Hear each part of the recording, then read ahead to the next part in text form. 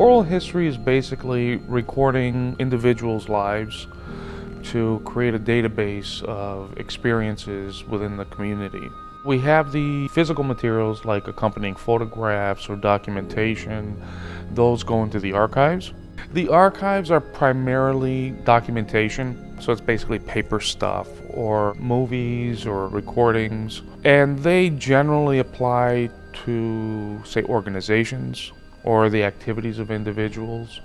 I'm in charge of maintaining our collection, and with that comes caring for all of the objects, making sure they're in their right place, making sure they're cataloged in our database. Our database is basically so that we can keep track of all the items, what they are, where they come from, their story, who donated them, that kind of stuff. I'm also in charge of kind of growing the collection, so every once in a while we assess what we have, figure out where our weaknesses are, kind of where we don't have a lot of stuff. So if we don't have a lot of things from the Montana Greek community or the Alaskan Greek community, we'll make an effort to kind of go out and specifically target those groups. I'm basically the steward of the collection. I'm also in charge of making sure that stuff that we have in our collection can find its way into our exhibits in terms of, topically and thematically and in terms of aesthetics as well. We have a lot of members in the Greek community that were involved in a lot of political movements. For example, when Turkey invaded Cyprus, there was a big bonding of various groups around the U.S.,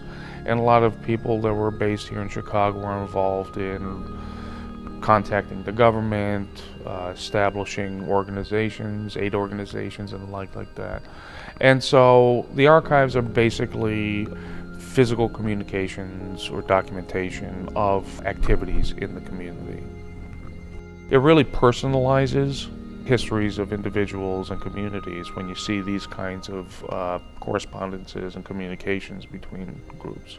A lot of the times you'll find that a lot of the artifacts that we have that come specifically from the Chicago area are representative of the wider Greek American community.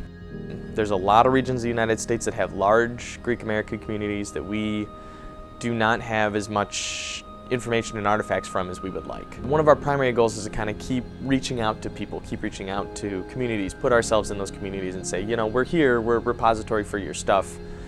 Think of us as a safe place to keep it so that we can tell your story going forward. The more of the stuff that we have down here that we can take out and show people, and the more stories we can tell, the more interesting it gets and the more captivating it is and the more people you eventually bring in.